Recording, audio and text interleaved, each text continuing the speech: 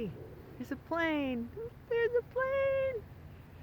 The official start of the uh, the Christmas Zazoo Plazz report for 2022, December 26th, 2022. Leslie Little Plaza here, also known as Zazoo Plazz. if you've been around here a while, there was a car over there. I don't know what kind of funny business was going on. It was one of those cars with like, it was almost like the undercover kind of, police car, but it had like black wheels and stuff. Yeah, teenagers, I don't know. Or maybe it was the guy who cleans the school, but it's school vacation week. So December 26, 2022, Zazoo Plazz report officially begins. I couldn't make it out here yesterday. It was Christmas Day, so, Jesus' birthday. And, the guys went to Mass on Christmas Eve. The midnight Mass was at 10 o'clock. All right, this is going to be, okay, I'm just going to warn you right now. There's a lot of material to get in half an hour, and I cleaned out my camera, so it's not going to shut off on me this week. I had to get the heck out of the house because the younger one got a new amp, a new Fender, brand new guitar amp for Christmas, and he's trying it out, upstairs. The other one got a brand new, it's like a, now they have adult Legos. So he got this set. My husband and I, got it for him. It's a lighthouse, It's a huge lighthouse. And there's a little house. I'll post a picture. There's a little house, cozy little cabin right at the foot of it. But the light works, and it's it's kind of like this. So, and then there's a little boat. So, because he just got his new apartment, it's down on the shore in Connecticut. So he's gonna display it, in his little apartment. So that's perfect. We get a whole lot of other presents too. But I said, it's funny because, speaking of lighthouses, all right, am I gonna really go this? Okay. I'll come around. Like I said, it's all gonna come together and make sense. I decided, because my younger son now, he's getting into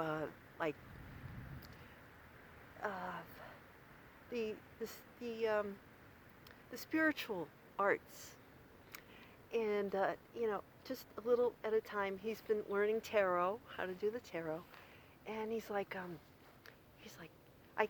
so for Christmas, Santa got him a new tarot deck with a little bag that he can carry around, with him, and it was really cool. He picked it out himself, and he got me some incense, the little sticks, like the white sage, so that I can, what do they call that? Where you go around the house and you wave the sage stick, smudging. He got me a smudging stick and a little incense stand and very nice. But so I said, he's like, I lent him my mother's tarot deck and the little cards, the book, and he did a couple readings and he said, "Oh my God, Mom, you're not kidding," because when she first died, I just pulled the card and it just shook me to my core, and I said, "Whoa." I'm putting those away. I took them and I wrapped them in the little bag they came in, and I shoved them way down in my bin with my other childhood stuff. And I hadn't looked at them since.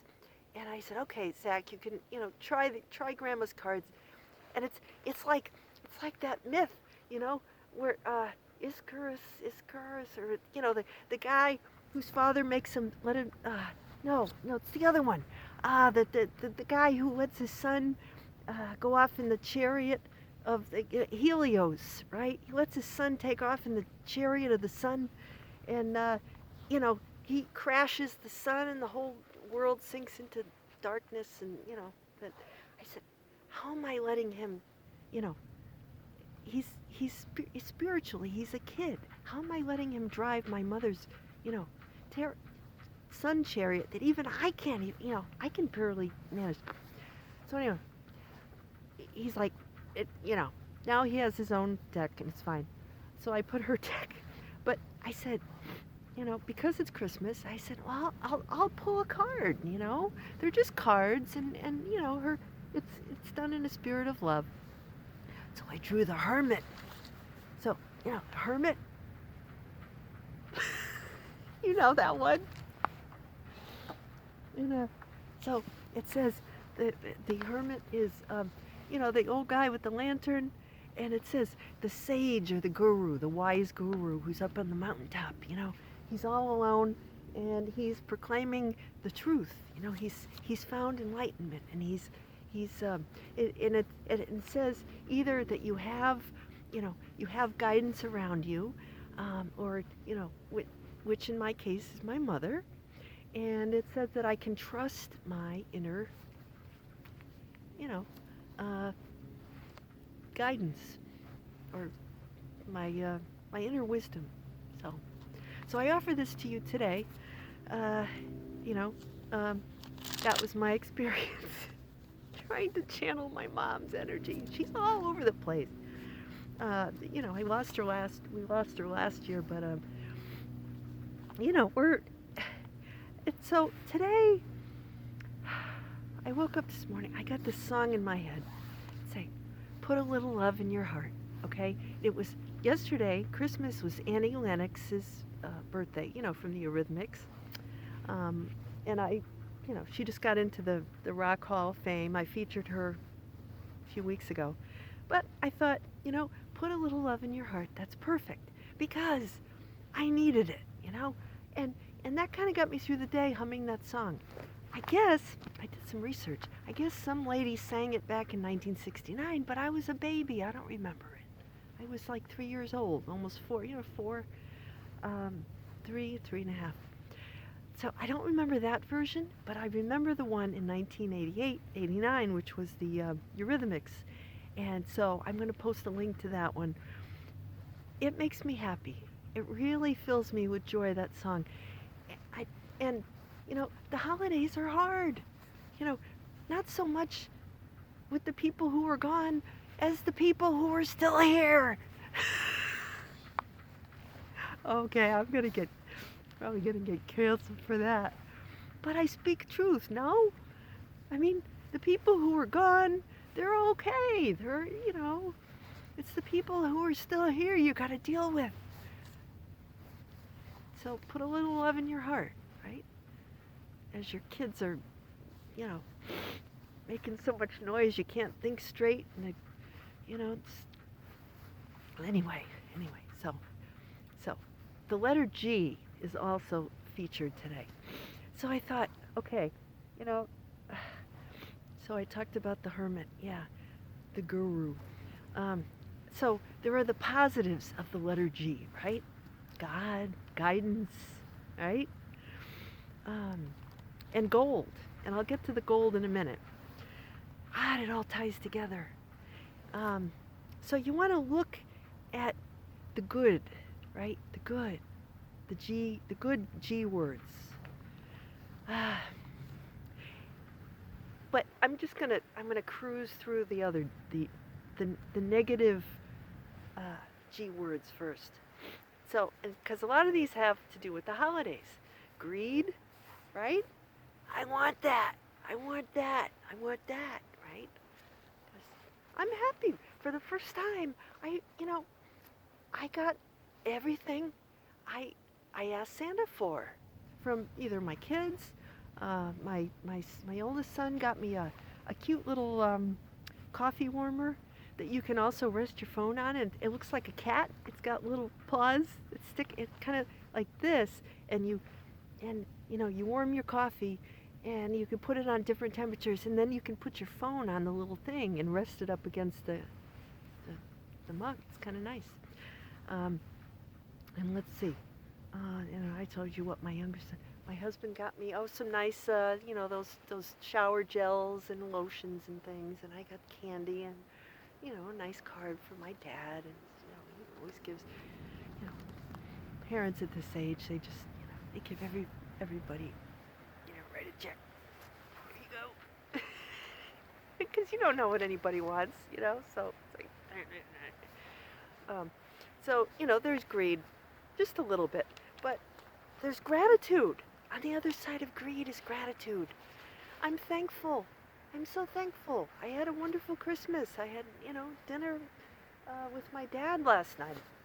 Brought over some food, and we had a nice roast beef dinner, and this time I was the Cracker Barrel. I made cherry cream pies for everybody. Visited a little bit with my mother-in-law. She came over and gave her present, and so I'm running all over the place, and so that was nice. And she, everybody, all the kids saw their, my dad, and so it was nice. It was nice, good food. So there's the greed, but there's the gratitude, and there's the gluttony, and then there's the gas. Gas could be good or bad, I guess. If you're gassy, if you need to let off some gas, I guess it's a good thing. As long as nobody's around. Okay, that reminds me of that, that scene in Christmas Vacation? Everybody knows that scene.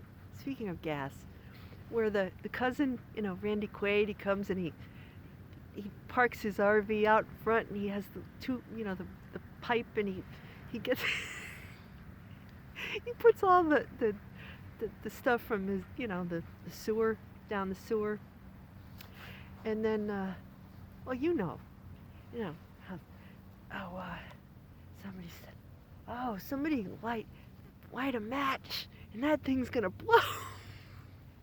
We all know what happens at the end of the movie, so I won't ruin it for you people. Haven't seen it yet. Anyway, yeah, and there's grief, right? So that's a real thing for people who've lost somebody, and then there's gladness, right? And then there's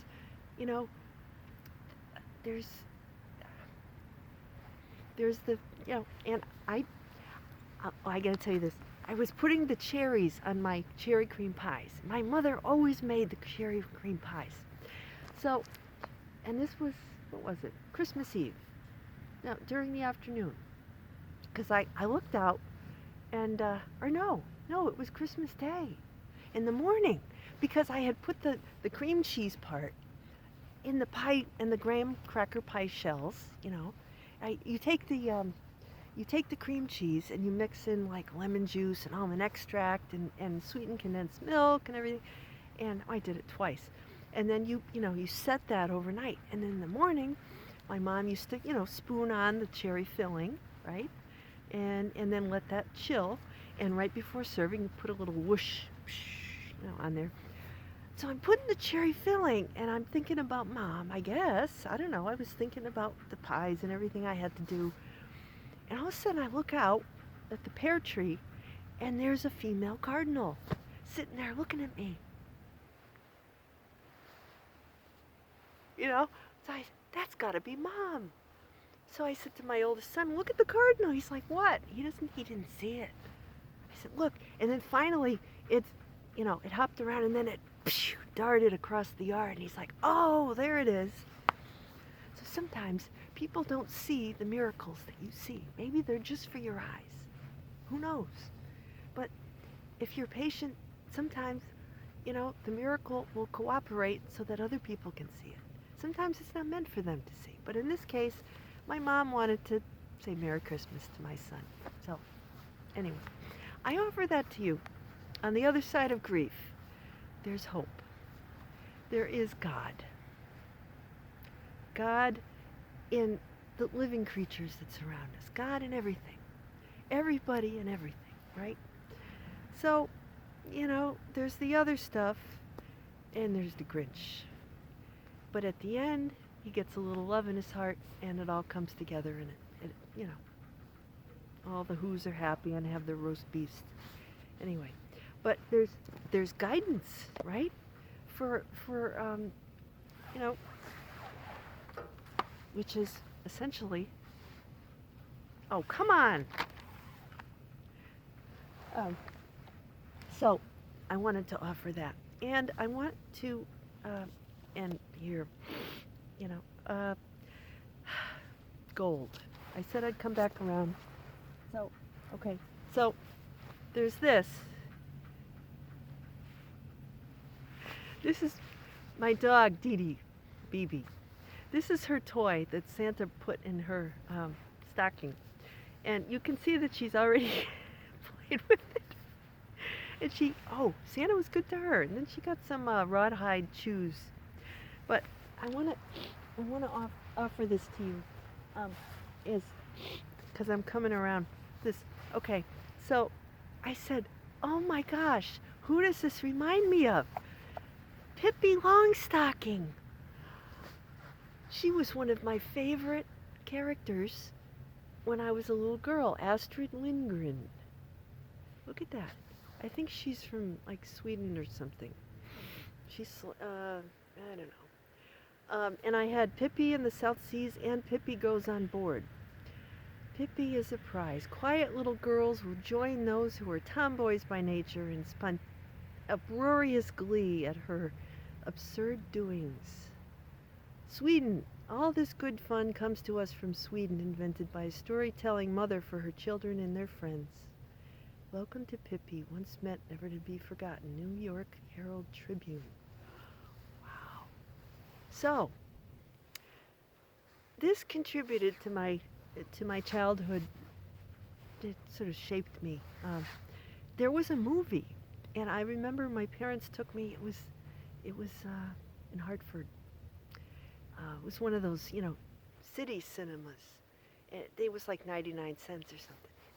And I remember sitting next to my dad, and he was snoring. He fell asleep. I said, how could he fall asleep? My mom and I ended up watching the whole thing. But so I did a little research, because I kind of forgot. I knew that she was, feisty and red-haired and everything. And so I guess her father was a sea captain. She lost her mom, her mom died in childbirth or when she was a baby. And her dad, he had this house, and he thought that she thought that her dad was gonna, come back from the sea and that, spend his golden years, living in the house with her. But he got swept out to sea and he never came back. So Pippi, she took two things from the ship when she moved into the house. She took a suitcase full of gold coins and a monkey. Yeah, there's the monkey right there. So, this is important. Why? Oh, it was a good gag. I woke up on Christmas morning, and I'm making my bed, and all of a sudden, I see this. It's a gold coin. And nobody would own up to putting it on my bed, and I've never seen it before. It's a gold coin with an angel on it. An angel. So, and there's a plane. I said, wow, that's weird. My husband said, well, I've never seen that before. And my kids didn't own up to it. So I said, okay, that's weird. So I put it in my dresser. And then I'm reading about Pippi. And I said, oh my gosh. The suitcase of gold coins. So do you see how you follow one thing to the next? Okay, I said, I followed the humor.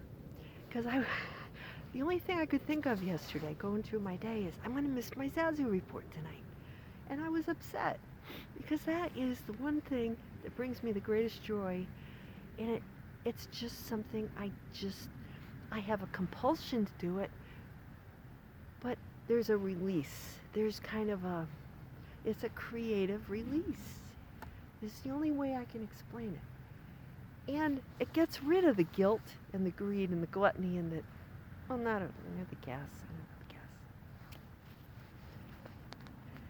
The gas.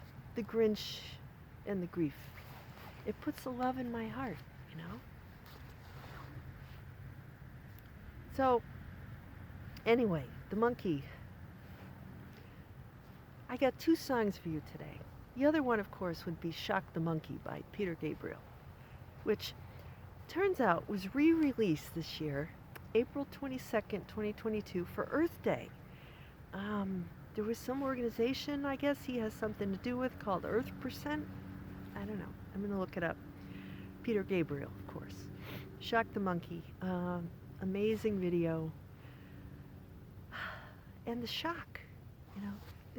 And in the video, I guess you have the black and the white, you know, the polarity. And the monkey is kind of like, you know, Uranus and Taurus. I don't know. The shock, Uranus, the planet. It's sort of that, electrical charge that. I think that's probably, you know, it's going to be toward the new year. You know, what isn't shocking? I guess is the question. Not what triggers you, but what doesn't trigger you. Might be the question. Because I find myself, you know, you kind of move beyond shock at a certain point. It's, you know, a shock is not a bad thing. It's always, you know. Sometimes a shock is the thing, you know, like when I drink my yogi tea, you know, the wisdom that comes on the little tea bags is sometimes there's a mischievous intruder that comes in and turns out to be a blessing in disguise, you know. And if you're having relatives from out of town this week, or spending any time with your relatives, you might know what I'm talking about. There'll be a lot of mischievous intruders. Kids home from college that come and eat all your food and leave the mess and go off in a car, on a car trip somewhere. I'm not naming names, but yeah, there's a lot of that. And, you know, but we love them. We love our kids, our college kids. We love all our kids. And, you know, even when I go over to my dad's house, and, you know, I'm a shock to him probably, because he, you know, he has things the way he likes it, you know, the way he likes things. And I'm sure when I came into their lives, I shocked a few things. But, you know, yeah, that's the other thing I guess I wanted to say. You know, on the other side of, is spending time, you know, listening to my dad talk about the things that are important to him. You know, which right now is French Canadian fiddling and, you know, tapping is what he's currently into. You know, and then, so a shock to one person, you know, it's something that shakes the status quo. And that is not always a bad thing. It's all in your perspective, right? It's if you know, you're in your comfort zone and something comes along and shakes you out of it, it could lead you into a great adventure like Pippi Longstocking. So here she was, you know, the girl who was an orphan, right? And so what it made her do was step up, you know, and she made up some fantastic stories. Now, to her dad was still out there, sailing around, having adventures, waiting for her on some remote island somewhere. So Pippi, she's a tough girl, you know, and she found her strength because she had to step up. She had to, nobody was going to do it for her.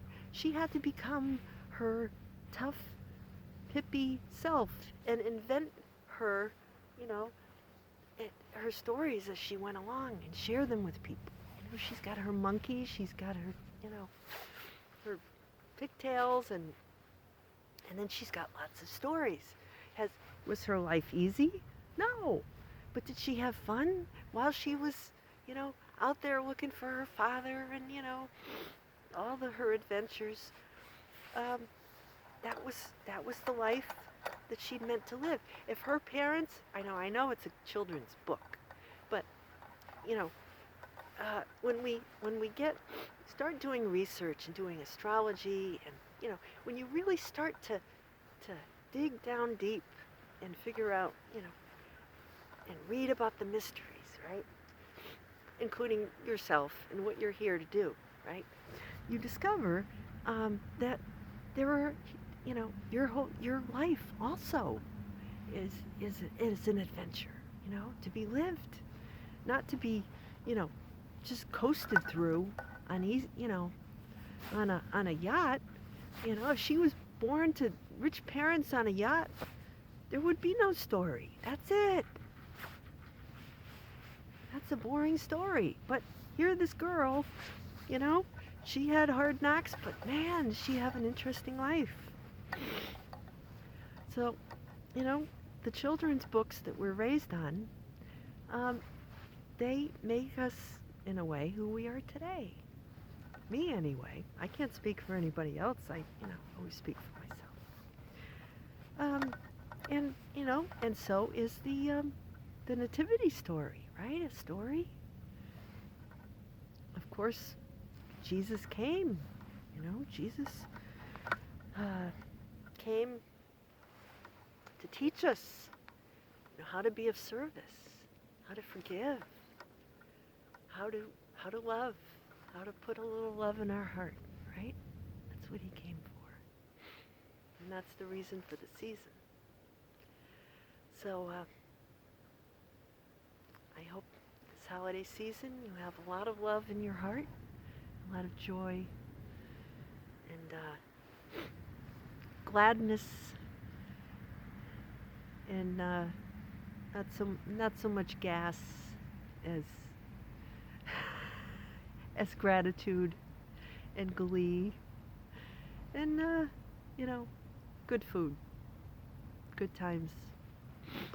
So I will be, I may not be back here for New Year's Day or New Year's Eve because I've got to make the meat pies and who knows. But I'm going to try to get out here. But in case I don't, I'll probably be back this, you know, next Monday, January 2nd. Yeah. So until then, Merry Christmas. Everyone celebrates. And I'll probably be out here. I wish you happy New Year. But in case I don't, very happy New Year. Many blessings to you. And I'll catch you next time. Take care. Bye-bye.